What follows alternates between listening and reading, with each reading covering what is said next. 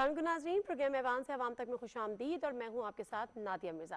नाज़रीन, कल के एक अहम तरीन दिन के बाद जिसमें फ्लोर ऑफ द हाउस वज़ीर आज़म पाकिस्तान इमरान खान ने पॉलिसी स्टेटमेंट दिया खित्ते की बदलती हुई सूरत हाल पर पाकिस्तान की पोजीशन को लेकर, वो बड़ा वाज़ेह था। और उसी की कंटिन्यूटी में अगर देखे जाए तो जो खित्ते में जो तब्दीली आ रही है, ख़ास तौर पर अफगानिस्तान में अमरीकी फ़ौजियों के इनखला के बाद, नेटो फोर्सेस के इनखला के बाद क्या तब्दीली आएगी, किस तरह से अफगानिस्तान का अमन और या अफगानिस्तान में अगर अमन नहीं होता तो पाकिस्तान की सूरत हाल को किस हद तक इफेक्ट कर सकता है, और दीगर कुछ मामला हैं जो कि सिक्योरिटी के मामला है, यानी नेशनल सिक्योरिटी के मामला हैं, उस पर चीफ ऑफ आर्मी स्टाफ और DGISI की एक ब्रीफिंग इन कैमरा सेशन, एक ब्रीफिंग दी जा रही है पार्लियामेंटेरियंस को। और ये पार्लिमानी कमेटी और नेशनल सिक्योरिटी है जो अभी भी जारी है, बीच में एक वक्फा हुआ था। और जो इन कैमरा ब्रीफिंग दी जाएगी उसमें एक तो अफगानिस्तान के मामले पर, उसके साथ साथ इंडिया के मामला पर, जो नेशनल सिक्योरिटी के इशूज़ है किस तरह से वो पाकिस्तान को मुतासिर कर रहे हैं या आने वाले वक्तों में किस तरह से मुतासिर कर सकते हैं, और उसके साथ साथ इंडियन इलीगल ऑक्यूपाइड कश्मीर के मामला को लेकर। तो ये वो चीज़ें हैं जो इन कैमरा सेशन में आज ब्रीफिंग इस वक्त भी दी जा रही है। ये तमाम चीज़ें हैं, और सबसे अच्छी बात यह है कि कल से अब तक हमने जो देखा है वो हुकूमत और अपोजिशन, क्योंकि जब मामला स्टेट का आता है, जब मामला रियासत का आता है, तो फिर हम सिर्फ पाकिस्तानी होते हैं, उससे ना कोई सियासत होती है और ना कोई सियासी पार्टी होती है, और यकीनन ना ही होनी चाहिए। इस पर ज़रा हम गुफ्तगू करेंगे आज के प्रोग्राम में, पाकिस्तान को कौन से अंदरूनी और बैरूनी चैलेंजेस का इस वक्त सामना है और किस तरह से उससे हम नफ्स आसमा हो सकते हैं। जो पैनलिस्ट हैं हमारे साथ, उनसे आपका तारुफ करा देती हूँ। हमारे साथ मौजूद है सेनेटर एजाज चौधरी साहब, PTI के सीनियर रहनुमा हैं। अस्सलाम वालेकुम एजाज चौधरी साहब, बहुत शुक्रिया जी आपके टाइम का। सेनेटर बैरिस्टर सैफ साहब भी हमारे साथ मौजूद हैं। अस्सलाम वालेकुम बैरिस्टर सैफ साहब, बहुत शुक्रिया जी आपके टाइम का भी। जनरल रिटायर्ड अमजद शुएब साहब, डिफेंस और पॉलिटिकल एनालिस्ट, कुछ ही देर में हमारे साथ मौजूद होंगे, उनसे भी हम गुफ्तगू करेंगे। एजाज चौधरी साहब, जब मैं ये बात कहती हूँ कि जब बात रियासत की आ जाती है, एक तो होती है ना आपकी पार्लिमानी सियासत या आपकी जो स्ट्रीट पॉलिटिक्स है, जो पॉलिटिकल पार्टीज की पॉलिटिक्स है, लेकिन जब बात रियासत की आ जाती है तो ना फिर तो कोई पॉलिटिकल पार्टीज है और ना फिर वो कोई ऐसी डिवीजन है, उससे सिर्फ एक पाकिस्तानी है, और उसका सबूत हमने कल देखा, और उसी की कंटिन्यूटी कह लें कि हम आज, इसमें आपका क्या ख्याल है सर? जी बहुत शुक्रिया नादिया। मैं आपके इब्तदाइये से बिल्कुल इत्तफ़ाक़ करता हूँ। जो रियासत के मामलात हैं और कौमी सलामती के मामलात हैं, उसके ऊपर कोई सियासी तफरीक या कोई सियासी पार्टी नहीं, बल्कि एक कौम की सूरत में और एक मुल्क की सूरत में बिहेव करना चाहिए। ये एक अमूमी उसूल है दुनिया भर के अंदर, और वही कौमें अपना मुश्तरका और मुतहदा मौक़िफ़ दुनिया को पेश कर सकती हैं जो अंदरूनी तौर पर बैरूनी मामलात के अंदर यकसू हों और ख़ारजा मामलात के अंदर यकसू हों। और मैं ये समझता हूँ कि पाकिस्तान 2016 से लेकर अब तक कमोबेश एक इत्तफ़ाक़ राय जो है उसके अंदर पाया जाता है। और वो आपको याद होगा कि 16 दिसंबर को जो वाक़या स्कूल के बच्चों का APS में हुआ, उसके बाद पाकिस्तान के अंदर एक इत्तफ़ाक़ राय था कि इस जंग के अंदर हम जितना भी वक्त गुजारेंगे वो हमारे लिए नुकसानदेह होगा, और लेकिन हम चूँकि फंसे हुए थे उसके अंदर, उसमें से निकलना मुमकिन नज़र नहीं आ रहा था। लेकिन जब 2018 से इमरान खान वज़ीर-ए-आज़म बने और तहरीक इंसाफ की हुकूमत बनी, तो इमरान खान खित्ते की सियासत के हवाले से बिल्कुल वाज़ेह थे। और खित्ते की सियासत का मतलब यह है कि अफ़गानिस्तान के अंदर जो अंदरूनी हालात से पूरी आगाही वो रखते थे, उसके ऊपर अपना एक देरीना मौक़िफ़ रखते थे कि किसी की जंग में पाकिस्तान को नहीं जाना चाहिए। और दूसरा वो ये चाहते थे कि अफ़गानिस्तान के अवाम जिसके बारे में फ़ैसला करें उसी से हम अपना मामला करेंगे। और तीसरी बात यह कि पाकिस्तान की सिक्योरिटी फोर्सेस ने और पाकिस्तान के दफ्तर ख़ारजा ने, यानी कौमी सतह के ऊपर दो मुतहारिब जो क़ुव्वतें थीं, यानी अफ़गानिस्तान के अंदर तालिबान एक बहुत बड़ी क़ुव्वत है और दूसरी तरफ एग्रेसर थे अमरीकी, ये मेरी ज़ाती राय है। और वहाँ पर यह इत्तफ़ाक़ राय नहीं हो पा रहा था कि अमन कैसे कायम किया जाए। चुनाचे पाकिस्तान ने वो तारीखी और लाजवाल किरदार अदा किया कि अफ़गानिस्तान के अंदर तालिबान को और तालिबान के मुखालिफ जो काबुल हुकूमत के नुमाइंदे थे या दीगर सियासी क़ुव्वतें वहाँ पर मौजूद थीं, उन्हें गुज़श्ता 2 सालों के अंदर इस तरह एहतमाम किया कि सबको मुज़ाकरात के मेज़ के ऊपर लेकर आए।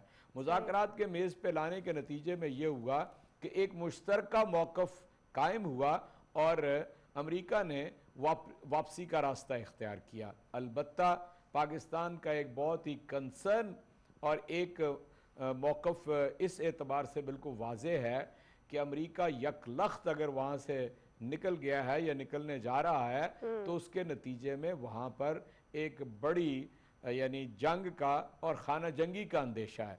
और मैं समझता हूँ कि गुज़श्ता 3 हफ्ते के अंदर हम वाज़े तौर पे इसके जो हादसात और वाक़यात हैं उसे अपनी आंखों से देख रहे हैं। और ये भी इमरान खान ने अपने पिछले 2 माह के 8 मरतबा उन्होंने रिकॉर्ड के ऊपर बयानात दिए हैं कि हम किसी सूरत में भी अमेरिका को अपनी सरजमीन इस्तेमाल नहीं करने देंगे, कोई भी कि यहाँ से कोई अड्डा कायम करके वो अफ़गानिस्तान के अंदर कोई यानी जंगी हालात से वो गुजरे। पाकिस्तान की सरजमीन इसके लिए तैयार नहीं है। कल की जो पार्लियामेंट के अंदर वज़ीर आज़म की तकरीर थी उसने पूरे खित्ते के अंदर एक ऐसी अमन का मैसेज दिया और अमेरिका को भी अमन का मैसेज दिया। मैं ये चाहता हूँ कि ये न समझा जाए कि खुदा न खास्ता हम अमेरिका के साथ कोई मुखासमत चाहते हैं। वाज़े तौर पे प्राइम मिनिस्टर ने कहा कि हम पीस में अमेरिका के पार्टनर हैं, यानी अगर अमन की बात होगी तो जिस तरह हमने अमन मज़ाकरात को फैसिलिटेट किया इसी तरह आइंदा भी हम अमन का हिस्सा होंगे, लेकिन हम किसी सूरत में भी कॉन्फ्लिक्ट का हिस्सा नहीं होंगे, लड़ाई का हिस्सा नहीं होंगे। इसलिए ठीक है, मैं आती हूँ चौधरी साहब, दोबारा आपकी तरफ आती हूँ। बैरिस्टर साहब, आपसे बात ये करनी थी क्योंकि अफगानिस्तान की स्टेबिलिटी या इधर इनस्टेबिलिटी दोनों जो है वो पाकिस्तान के लिए बड़ा मैटर करती हैं और ये अभी से नहीं है। 80s के दहाइयों में भी हमने देखा और उसके बाद 90s के बाद जो 20s में हुआ और OBL के बाद और उससे पहले 9/11 के बाद अब जो एक कंप्लीट एग्जिट होने जा रहा है, सितंबर तक ये मुकम्मल भी हो जाएगा। कुछ नेटो फोर्सेस चली गई हैं, कुछ अपनी अपनी तैयारी। सर, किस तरह से वहाँ के हालात देख रहे हैं और पाकिस्तान पर उसके क्या असरात मुरतब होंगे? क्योंकि फिलहाल हमने देखा है कि तालिबान और अमेरिका जिस टेबल पर बैठे थे उसके कोई खातिर ख्वाह नताइज सामने नहीं आए हैं। जी नादिया, देखें जो सूरत हाल है उसमें एक बात बिल्कुल वाजे है और तारीखी तनाजुर में भी अगर देखा जाए तो हमारे पास उसकी कई मिसालें हैं कि अफगानिस्तान की के अंदर जो भी सियासी कशमकश खास तौर पर जो मौजूदा एक जंगी सूरत हाल है उसका जरूर असर पाकिस्तान पर पड़ता है और पाकिस्तान के अलावा जो रीजनल पॉलिटिकल डायमेंशन है उस पर भी उसके असरात मुरतब होते हैं। तो इसमें तो कोई शक नहीं है कि अफगानिस्तान जितना ज्यादा आप खाना जंगी की तरफ मजीद मूव करेगा उसके जो स्पिल ओवर इफेक्ट्स होंगे वो पाकिस्तान में 2 तरह से आएंगे। एक तो पॉलिटिकल इशू आएगा जिसमें मैं समझता हूं कि जो एक किस्म की एंटी स्टेट जो हमारा जो एक नैरेटिव है पाकिस्तान मुखालिफ जो बयानिया जो लोग ज्यादातर उठाते हैं वो यही कहेंगे कि जी पाकिस्तान जिम्मेदार है अफगानिस्तान की इस बिगड़ती हुई सूरत हाल का, और जो कि आपको पता है मीडिया में भी बार बार इल्जाम लग रहे हैं कि पाकिस्तान जो है वो तालिबान को या एंटी वहाँ जो हुकूमत के मुखालिफ अनासर है उनको सपोर्ट करके अफगानिस्तान में अदम इस्तेहकाम का जिम्मेदार है। नंबर 1। नंबर 2 ये है कि ये जो लड़ाई शुरू होगी तो नेचुरली एक तो आपका जो जियोपॉलिटिकल एक एंगल है वो भी मुतासिर होगा। उसके नतीजे में हो सकता है कि अगर लड़ाई शिद्दत इख्तियार करती है तो अफगान महाजरीन का इन्फ्लक्स यहाँ पे आएगा। अब वो हम उनको कैसे रोकेंगे, क्या होगा, उसकी अपनी उसके साथ रिलेटेड अपने मसाइल हैं। और फिर अमेरिका की तरफ से मुमकिन रद्द अमल जो कि वजीर आजम इमरान खान साहब का जो 2 टोक इनकार आया है सामने और मैं समझता हूँ कि बिल्कुल दुरुस्त मौक़िफ़ है पाकिस्तान के मफाद में, उसका भी जरूर जो है कुछ ना कुछ असर हम पर पड़ेगा। अमेरिका इंटरनेशनल डिप्लोमेसी में और जो खास तौर पे IMF या वर्ल्ड बैंक वगैरह के जो मामला हमारे साथ हैं उसमें भी वो हमारे खिलाफ एक मनफी रिएक्शन आ सकता है। और साथ में जो अमेरिका का जो ये क्वाड्रिप्लिकेट अलायंस बन रहा है जिसमें ऑस्ट्रेलिया, जापान और इंडिया को साथ मिला के चीन को सरकमवेंट और वो करने के लिए, महदूद करने के लिए जो अमेरिका की पैसिफिक ओशन में जो है इस वक्त पॉलिसी है, उसका भी एक फॉल आउट हमारे ऊपर जरूर आएगा। लेकिन मैं ये समझता हूँ कि हम क्योंकि ऐसे नेबरहुड में हैं, ऐसे हमसाया है हमारा अफगानिस्तान, कि हम उसके हालात से अपने आप को आइसोलेट नहीं कर सकते। इसलिए हमें ज़हनी तौर पे भी तैयार होना चाहिए, और हमारी जो इस वक्त दूसरी तैयारी है, जो मतलब बॉर्डर्स को कंट्रोल करने की, देखें वो भी हम खासी हद तक कर चुके हैं। ये जो खारदार तार लग गई है, जो बॉर्डर को सील करने के लिए अब कंपैरेटिवली पहले की निस्बत बहुत आसानी होगी। इवन जो सबसे बड़ा इल्जाम हम पर आयद होगा, बल्कि जो आयद हो रहा है वो ये है कि हम सपोर्ट करेंगे और तालिबान के हमदर्द या उनकी जो सपोर्ट है वो पाकिस्तानी बॉर्डर से अफगानिस्तान की तरफ जाएगी। मेरे ख्याल में उसका भी सदेबाब हो सकेगा इस बॉर्डर की वजह से जो सील हुआ है। लेकिन फिर भी आप पर असर भी आएगा, और अफगानिस्तान में इस वक्त एक बहुत ही ज्यादा एंटी पाकिस्तान नैरेटिव, पाकिस्तान मुखालिफ बयानिया जो है वो बहुत जोरों शोर से वहां पर मीडिया में भी जारी है, हुकूमत की तरफ से अशरफ गनी और खास तौर पे जो हमदुल्ला मोहिब जो है उसकी तरफ से बहुत ज्यादा एक वो आया है, मतलब एक काउंट एंटी पाकिस्तान बयानिया, जिसका असर यकीनी तौर पर हालात में आपस में तलखी की सूरत में भी आएगा। लेकिन मैं ये समझता हूँ कि हमें इस वक्त पहले तो अफगानिस्तान की जो मौजूदा बिगड़ती हुई सूरत है उसका थोड़ा वेट करना चाहिए, क्योंकि अब तालिबान जरूर जो है वो आगे बढ़ रहे हैं और काफी इलाके पे कब्जा कर भी चुके हैं।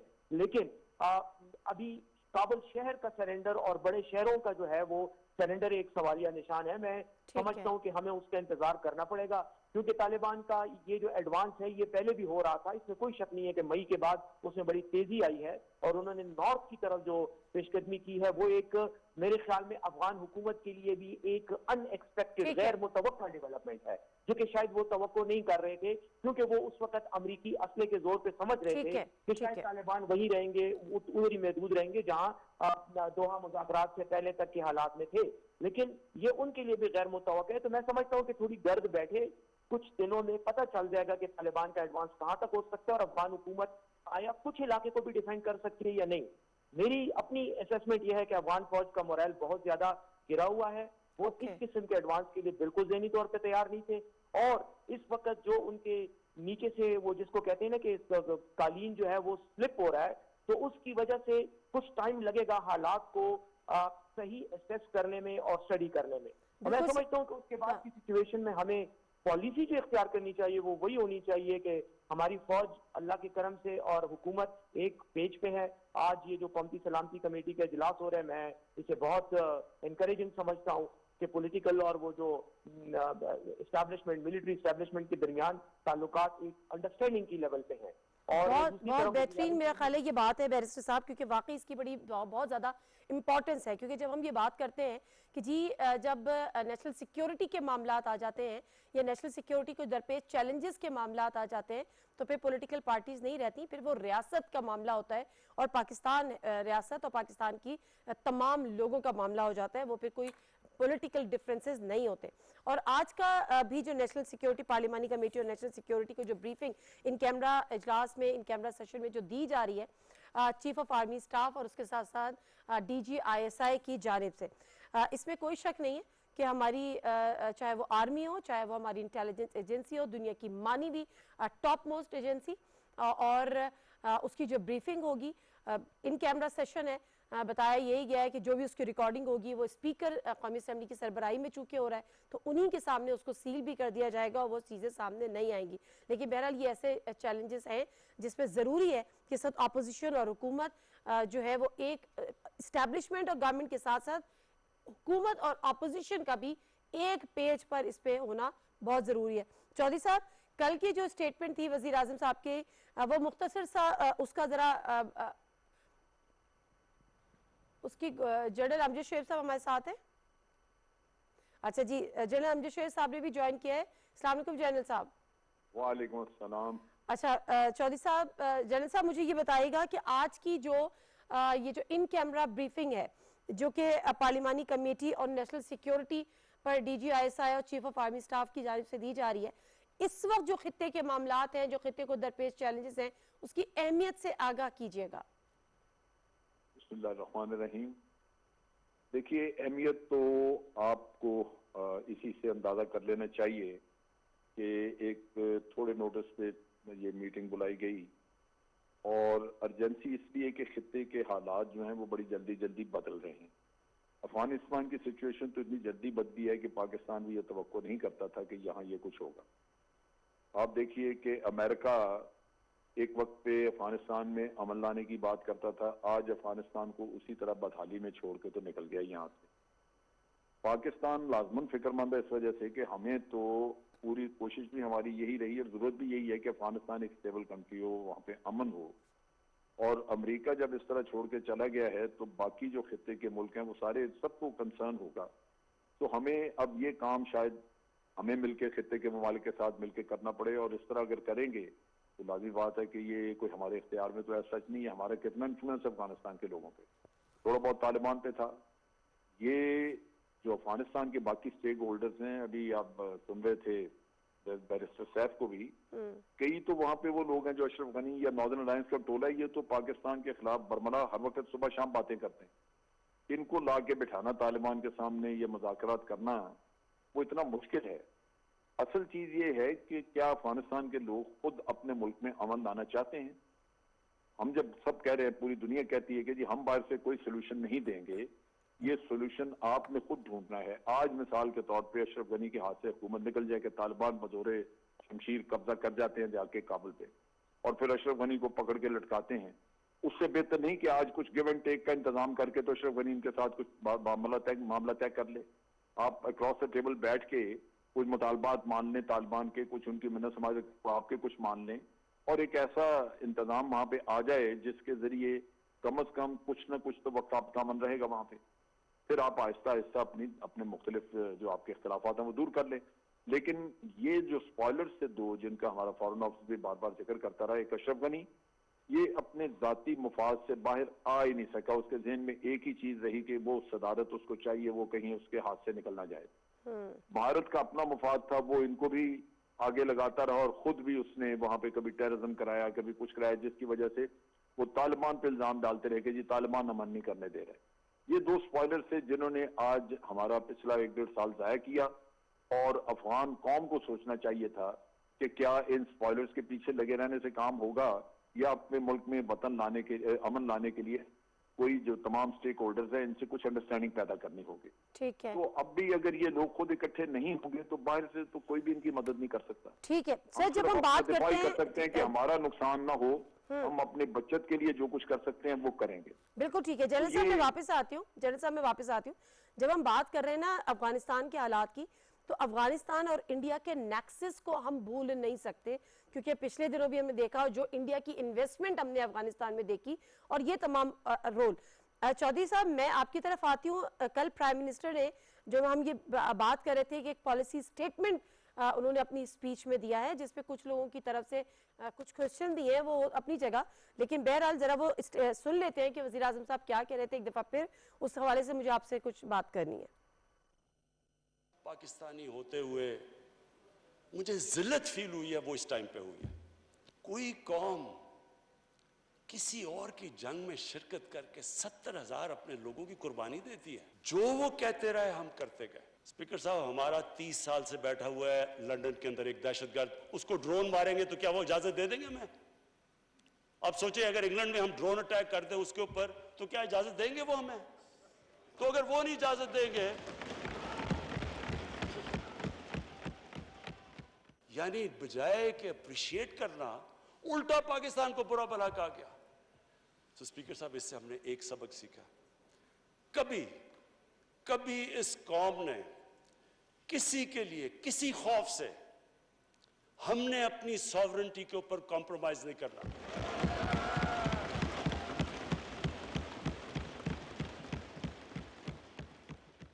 तो हम पार्टनर्स इन पीस तो अमेरिका के साथ हो सकते हैं और हमेशा रहेंगे, हम पार्टनर्स इन कॉन्फ्लिक्ट नहीं हो सकते। बड़ी दो टोक बात कि अमेरिका के साथ पार्टनर ऑफ पीस तो हो सकते हैं, लेकिन पार्टनर ऑफ कॉन्फ्लिक्ट नहीं हो सकते। चौधरी साहब, जब मैं ये बात कर रही हूँ कि अफगानिस्तान की सूरत हाल हम डिस्कस कर रहे हैं, लेकिन ऐसे में हमें जो इंडिया का रोल है और जो इंडिया और अफगानिस्तान का नेक्सस है उसको भी नहीं भूलना चाहिए। जब एक तरफ वजीर आजम साहब ये कहते हैं कि हम अपनी अपनी एयर बेसिस नहीं देंगे, अपनी जमीन नहीं देंगे, अपने आप को इस्तेमाल नहीं होने देंगे, तो दूसरी तरफ इंडिया से बातचीत के लिए कहते हैं कि जी जो कश्मीर का मामला है, जो इलीगल ऑक्यूपाइड कश्मीर है जो इंडिया ने किया हुआ है, उस पर भी आज इन कैमरा सेशन में ब्रीफिंग दी जा रही है। तो सर इस नेक्सस को आप किस तरह से देखते हैं और ये स्टेटमेंट के बाद इसका इम्पैक्ट क्या होगा? नादिया, मैं आपसे अर्ज़ करता हूँ कि जितनी मुझे फ़हम है अफ़गानिस्तान के हवाले से सूरत हाल बहुत गंभीर है। मैं 89-90 के वक्त जब उस वक्त भी अमेरिका इसी तरह अबंडन करके अफ़गानिस्तान को तो छोड़ के चला गया था और मुल्क को ऐसी खाना जंगी के हवाले करके चला गया था कि कम अज़ कम 10 बरस तक वहाँ पर वारलॉर्ड्स थे और बदमनी थी। ता के तालिबान आए और उन्होंने सबको अमन का पैगाम दिया और लोगों ने उनके यहाँ सरेंडर करना शुरू कर दिया। और फिर 9/11 के बाद जो सूरत हाल है वो किसी से ढकी छुपी नहीं है। अब भी अमेरिका ने वही रोल अदा किया है। अब भी वो दरमियान में सब कुछ छोड़ के और तेजी के साथ, पहले सितंबर का कहा था, अब वो 4 जुलाई से अपने आप को समझता है कि वो निकल जाएगा और फिर यहाँ पर वो अफगानिस्तान को उसी खाना जंगी की हालत में छोड़ के चला गया। ये हमेशा याद रहना चाहिए, अमेरिका के इस किरदार को कभी नहीं भूलना चाहिए, हम जो भी अपनी पॉलिसी बनाएं। बाकी रहा जहाँ तक भारत का ताल्लुक है, भारत ने गुज़श्ता 10 सालों के अंदर, ये बल्कि थोड़ा ज़्यादा ही अरसा है, अफ़गानिस्तान के अंदर इन्वेस्टमेंट की है, इन्फिल्ट्रेट किया है और अपने मफादात का तहफ़्फ़ुज़ किया है। और जो काबिल हुकूमत रही है उन्होंने भारत को वेलकम किया है। मुझे अच्छी तरह याद है कि खेल के मैदान में भी जो उनकी नौजवान नस्ल है, जिनमें अक्सरियत पाकिस्तान के अंदर पैदा हुई और फिर वापस गई, और वो भी बहुत शदीद जज्बात रखते हैं पाकिस्तान के हवाले से। और आपको मालूम है कि $1 बिलियन जो है भारत ने इन्वेस्टमेंट की हुई है अफ़गानिस्तान के अंदर काबिल हुकूमत के ज़रिए। इसलिए कभी हमें नहीं भूलना चाहिए कि भारत का किरदार हमेशा बहुत ख़तरनाक होगा अफ़गानिस्तान के अंदर, और हमें इससे पूरी तरह मोहतात रहना चाहिए।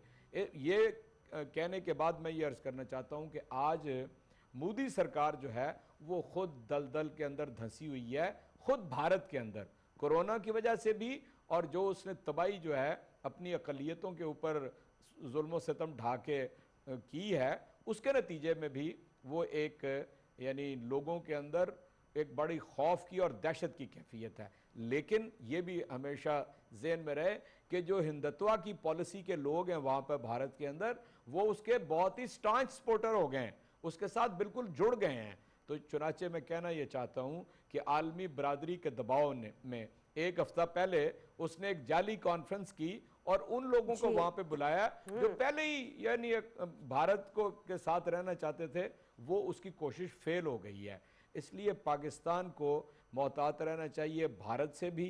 भारत कभी ऐसा मौका हमसे यानी वो नहीं छोड़ेगा कि हमें वो अफ़गानिस्तान के अंदर भी जिच करे और नुकसान पहुँचाए।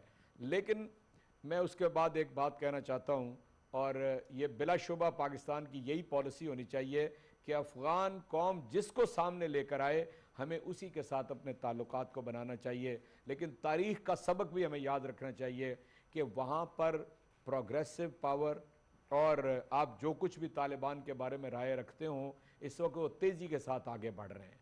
और यानी ये आप कतन फ़र्ज ना करें कि वो यानी इनको जो काबिल हुकूमत के अंदर लोग हैं, अगर बीच में बैनुल-अक़वामी क़ुव्वतें नहीं रहेंगी तो इनको स्पेयर कर देंगे। इसीलिए मुझे इससे फ़िक्र लाक होती है कि जब अमेरिका अबंडन करके हमें अफ़गानिस्तान को वहीं छोड़ के वापस चला गया है, तो फिर हम ये तवक्को रखें कि वो उन लोगों को जिन्होंने दहाइयों के एतबार से जुल्म सितम किया अफ़गान कौम के ऊपर और बिलखुसूस तालिबान के हवाले से, वो उनको कुछ स्पेयर कर लेंगे। बड़ी तेज़ी के साथ जो काबिल हुक्मरानों के साथ फ़ौज है वो सरेंडर भी कर रही है, और आप भी लो है, अभी बैरिस्टर साहब भी यही कह रहे थे। सिर्फ पश्तून इलाके में नहीं, गैर पश्तून इलाके के अंदर भी तालिबान तेजी के साथ आगे जो है वो बढ़ रहे हैं। इसलिए पाकिस्तान को अपनी हर पॉलिसी बनाते हुए उनकी कुव्वत का और उनके जज्बे का और अमेरिका को जिस तरह उन्होंने जिच किया है उसका ख्याल रखना चाहिए। हम समझते हैं कि हम कोई मनफी रद्द-ए-अमल तालिबान, अफ़गानिस्तान के तालिबान की बात कर रहा हूँ, उनके बारे में रख कर हम कोई खैर नहीं करेंगे। हमें बहुत मोहतात रहना चाहिए। और जो काबल हुकूमत के अंदर अशरफ गनी जैसे लोग हैं, या दूसरा नाम भी है, खैर मैं लेना नहीं चाहता, अगर उन लोगों के साथ नई बैनुल अक़वामी बरादरी उनके ऊपर दबाव डालती और कोई अरेंजमेंट नहीं होता, ये यानी ख़ित्ते की अमन के लिए बहुत ख़तरनाक होगा। पाकिस्तान अल्हम्दुलिल्लाह इस सारी सूरत हाल को समझता है। उसने ख़ित्ते के अंदर अपने दोस्तों के साथ, जिसमें चीन, रूस, ईरान और ये सारे वस्त एशिया की रियासतें शामिल हैं, अपने सारे ख्यालात को एक्सचेंज किया है। और मैं अब पाक फ़ौज और अपनी स्पाई एजेंसी का कदरदान हूँ, इसीलिए ISI का, कि उन्होंने ख़ित्ते की सूरत हाल को समझ के गवर्नमेंट और हमारी जो मिलिट्री इस्टेब्लिशमेंट है वो एक पेज के ऊपर है।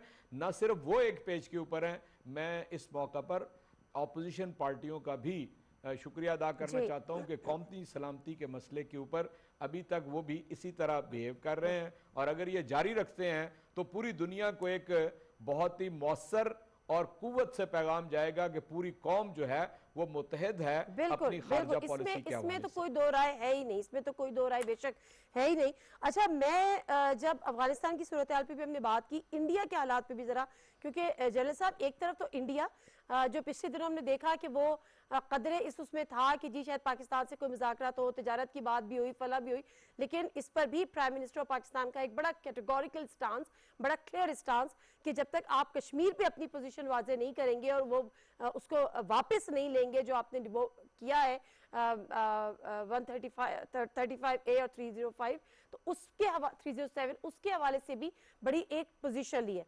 एक तो मुझे इस पे बताइएगा कि अब इंडिया किस हद तक, जो कि आज जो इन कैमरा सेशन जो ब्रीफिंग हो रही है उसमें भी ये बात की गई है कि इंडिया के हवाले से भी दरपेश चैलेंजेस, ये जो सिक्योरिटी के मामला है उसको भी डिस्कस किया जाएगा।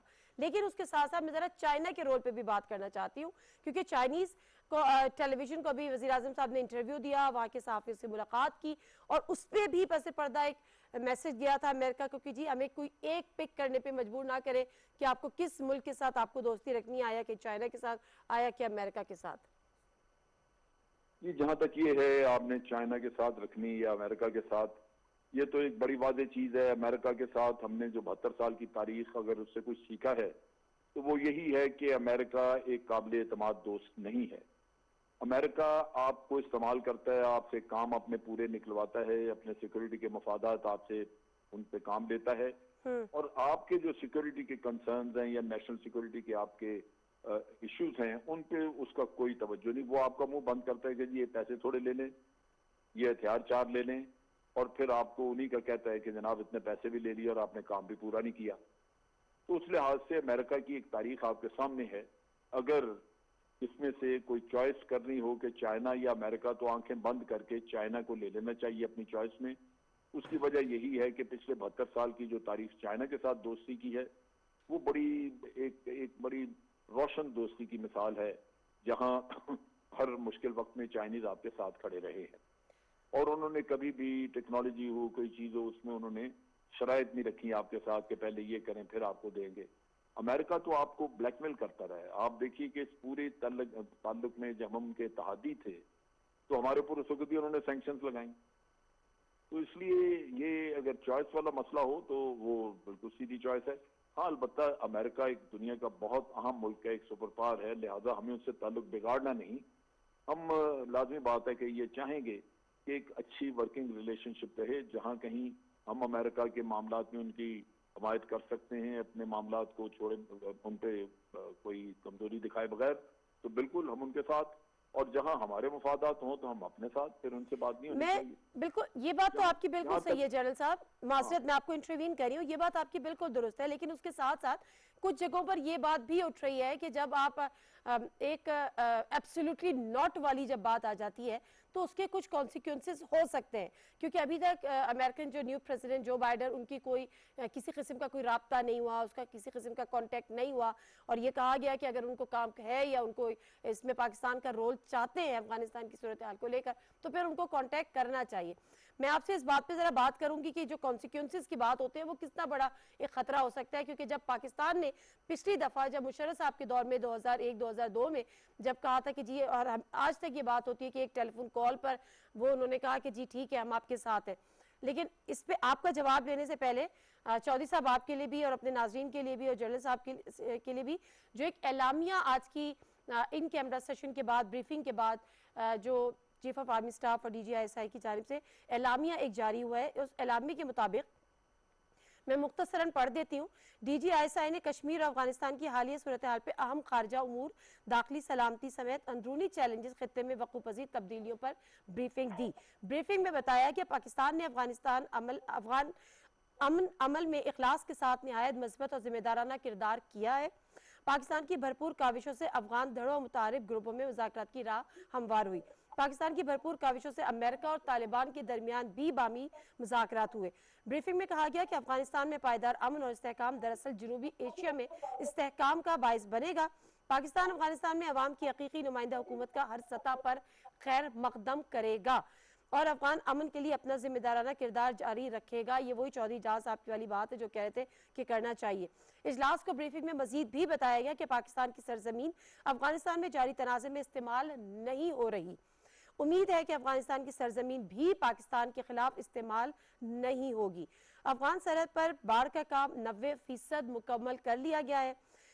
कस्टम्स और बॉर्डर कंट्रोल का भी मौसर निज़ाम तश्कील दिया जा रहा है। एलामी के मुताबिक सियासी और पार्लिमानी क़यादत ने ब्रीफिंग पर इत्मीनान का इजहार किया और अफगानिस्तान में अमन, तरक्की और खुशहाली के लिए नेक ख्वाहिशात का इजहार किया।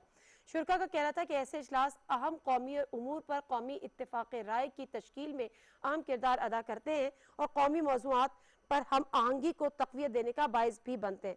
एलामी के मुताबिक ब्रीफिंग में सवाल जवाब के सेशन में अरकान सिफारिशात भी पेश कर रहे थे और सिफारिशात को सिक्योरिटी पॉलिसी का अहम हिस्सा समझा जाएगा।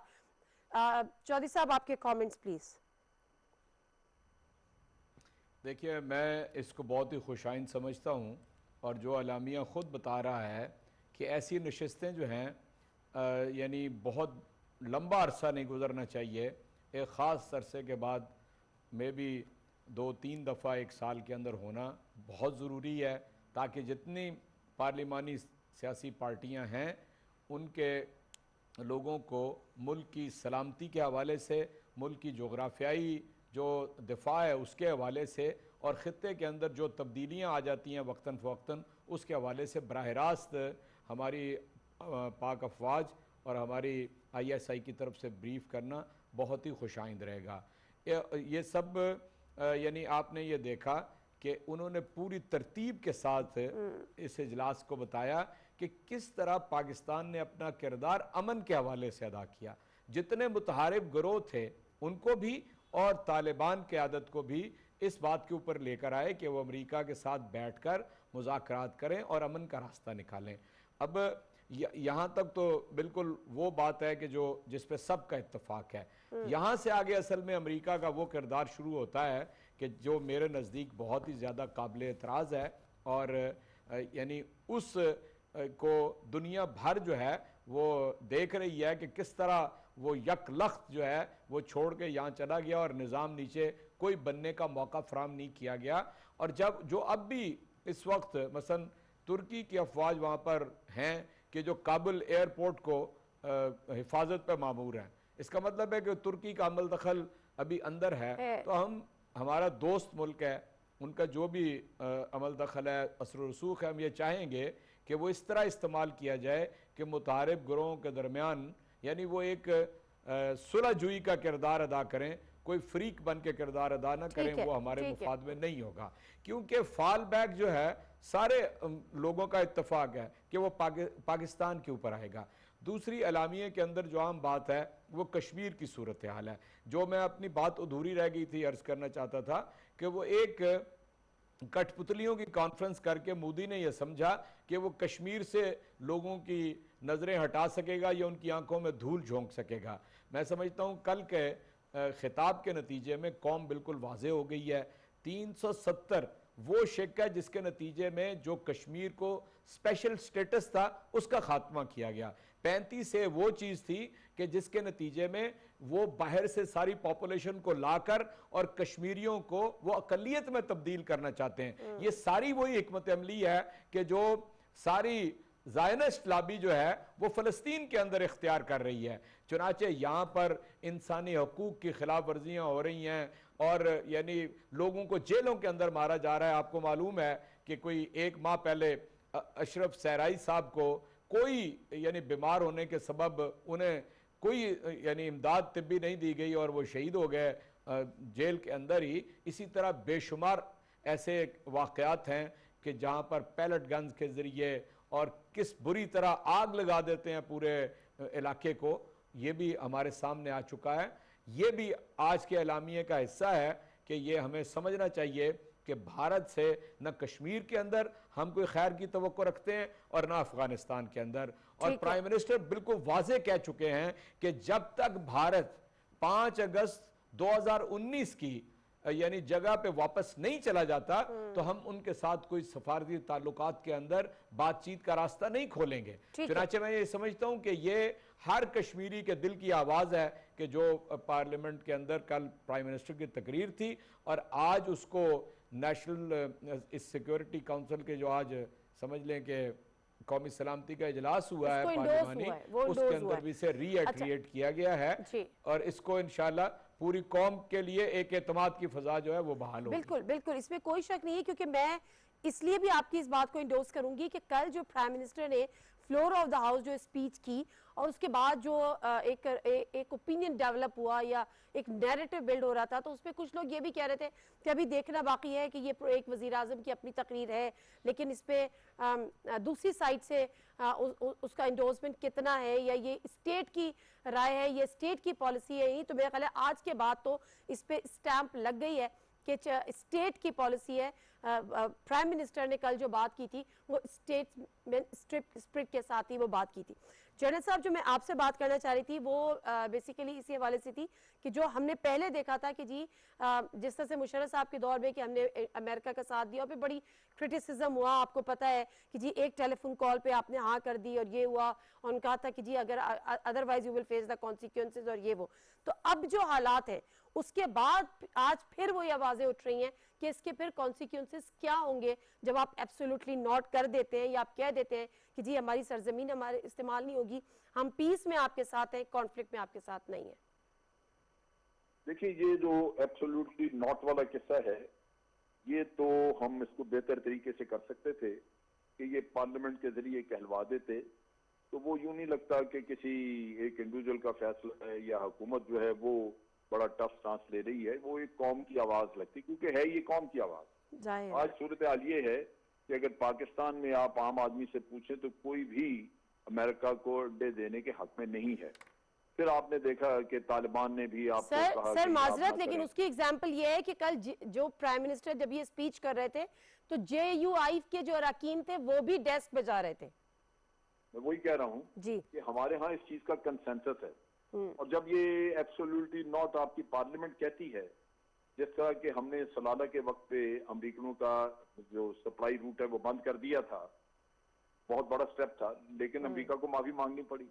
आज माफी तो नहीं मांगेगा क्योंकि वो डिपेंडेंट नहीं है, लेकिन मैसेज तो आपका जाना चाहिए कौमी सतह पे, जो कि पार्लियामेंट ये कहे कि जनाब हम ये कतन इजाजत नहीं देंगे कि यहाँ किसी के बेसिस हों, तो बिल्कुल वो बड़ा जबरदस्त। और अमेरिका के लिए मुश्किल होगा कि वो आपके खिलाफ फिर कहीं FATF में या किसी और जगह काम करे, क्योंकि एक कौम की आवाज है। जब हुकूमत में से कोई इंडिविजुअली ये कहता है तो फिर वो समझते हैं कि ये इंसल्ट है हमारे लिए, और क्वाइट पॉसिबल कि वो एक सुपर पावर है, वो आपके लिए मुश्किलात पैदा करे, वो कर सकते हैं। लेकिन बहरसूरत हमें ये सबको ज़हन में रखना चाहिए कि जब भी आप कोई आज़ाद खारजा पॉलिसी अडॉप्ट करते हैं तो हमारे जैसे मुल्क जो है थर्ड वर्ल्ड के, उनके लिए मुश्किलात तो आती हैं। तो आपको अगर कुछ थोड़ी बहुत कीमत चुकानी भी पड़ जाए तो आज़ाद खारजा पॉलिसी आपका एक तरह का मेरा ख्याल है तुर्रा इम्तियाज होना चाहिए आपके लिए, और वो पूरी कौम उस पर फख्र करेगी। बेशक इसके नतायज आपको बाद में कुछ थोड़े बहुत मनफी नतायज भी आए तो बिल्कुल कौमों को तैयार रहना चाहिए। वो आज़ाद खारजा पॉलिसी की छोटी मोटी कीमत अदा करने से गुरेज नहीं करना चाहिए। तो इसलिए मेरा ख्याल हम तैयार रहेंगे उसके लिए, लेकिन मैं समझता हूँ इसका बेहतर तरीका भी हो सकता था कि पार्लियामेंट के जरिए आप ये बात करते। ठीक है। जहां तक भारत का ताल्लुक आप बात कर रही थी, वहां मोदी अपने काम पे लगा हुआ है, बावजूद इसके कि हुर्रियत के सारे लोग जेलों में हैं। जब तक वहां पे ये गुपकार का गैंग, एक गद्दारों का टोला जो कश्मीरियों के खून नाहक के ऊपर बैठ के तो अपनी हुकूमतें करता रहा है, जब तक ये मौजूद है वहां पे कुछ नहीं हो सकता। कश्मीरियों की कुर्बानियां जाया हमने नहीं की, किसी और ने नहीं की, हमने तो जंगें लड़ी हैं, 3 जंगें लड़ी हैं। आज भी अगर चौथी जंग होती है तो वो भी कश्मीर पे होगी और तैयार होगा मुल्क। लेकिन ये जो गद्दारों का टोला है, इसका कश्मीरियों ने कभी कुछ नहीं किया। क्या वजह है कि भारत जब चाहे वहां पे इलेक्शन करा ले? क्या वजह है कि जब चाहे भारत वहां पे कोलिशन गवर्नमेंट बना ले, उसको ये किराए के लोग मिल जाएं और बाकी कश्मीरी जो जाने दे रहे हैं वो बैठे मुंह देखते रह जाएं? तो ये सबसे बड़ा अलमिया तो उनकी अपनी सफों में है। ये किसी भी मुल्क में अगर इतना बड़ा टोला गद्दारों का मौजूद हो जो आपके दुश्मन से हमेशा जाके सौदेबाजी कर ले, तो फिर आप कामयाबी नहीं ले सकते। अब जो हाल था, अब जो सूरत हाल हुई, जब मोदी ने उनको कॉन्फ्रेंस के लिए कहा, क्यों गए ये लोग? क्यों नहीं उन्होंने अपनी शरायत रखी पहले? क्यों नहीं उन्होंने कहा कि जनाब पहले हमारे कैदी छोड़ें? इन्होंने कहा हुर्रियत अंदर जेलों में है तो अच्छी बात है, ठीक है, पड़े रहे, हम तो जाएं वहां पे। और क्यों नहीं उन्होंने कहा कि पहले आप 370 को वापस लाने की बात करें, फिर हम आके आपसे बात करेंगे? ये सारे पहले से बिकाऊ माल है। जो ये डिटेंशन में थे फारूक अब्दुल्ला और उमर अब्दुल्ला, इनको छोड़ा ही इसीलिए गया था कि इन्होंने वादे किए हुए थे कि जनाब हम आगे आपके साथ मिलकर चलेंगे। इनके जमीर नहीं है, लेकिन कश्मीरी ये बात नहीं समझ सका। सही है। नतीजा ये कि इतनी जानें कुर्बान करके और वहां पे गुमनाम कब्रें और इज्तिमाई कब्रें और पता नहीं क्या क्या, और खवातीन की इसमत दरी, ये जो कुछ हुआ वहां पे, उसके बाद इन लोगों का क्या तुक बनता है कि ये वहां पे शक्लें लेके फिरते रहे और नजर आए वहां पे? सही है, सही। मैं अलमिया कश्मीर के अंदर है। बिल्कुल ठीक है। जनरल साहब, टाइम थोड़ा सा कम है, मैं एक चीज और चौधरी साहब से पूछना चाहती हूँ, इजाज चौधरी साहब से। इजाज चौधरी साहब, अभी फैटफ का भी जनरल साहब ने जिक्र किया, जब कॉन्सिक्वेंसेस की हम उस पर बात कर रहे थे, बावजूद इसके कि 27 में से 26 शराइ पे हमने काम किया, 26 नुकात पे हमने काम किया, एक रहने के बावजूद जब पाकिस्तान को ग्रे लिस्ट में ही रखा गया, तो फिर ये बात भी हुई कि इसको ये भी एक पॉलिटिसाइज्ड मूव थी या एक कम से कम फेयर मूव नहीं थी। तो कुछ एक तो कॉन्सिक्वेंसेस के लिए वो कह रहे हैं कि थोड़े बहुत होंगे, हमें उसके लिए तैयार होने चाहिए, लेकिन फिर कुछ इंटरनेशनल प्रेशर्स भी होते हैं, खासतौर पे इकोनॉमी साइड को अगर हम लें, जिसमें IMF भी होती है, वो भी आपको पता है कि वो सिर्फ एक वो इदारा नहीं है जो इकोनॉमी का हमें नजर आता है, वो भी इंटरनेशनल प्रेशर पे फैटफ। तो ये इंटरनेशनल प्रेशर्स हमें बर्दाश्त करने होंगे या हम इस करने की पोजीशन में है? नादिया, पहली गुजारिश तो ये है कि जो प्राइम मिनिस्टर ने इंटरव्यू में एब्सोल्युटली नॉट कहा, यानी कतई मुमकिन नहीं या कतई नामुमकिन, उसकी इंडोर्समेंट पार्लियामेंट ने की है। गुज़श्ता रोज़ की जो तकरीर थी उसकी न सिर्फ यानी हुकूमती पार्लिमानी पार्टी ने उससे इत्तफाक किया, बल्कि 96 मेंबरान असम्बली अपोजिशन के बैठे हुए थे।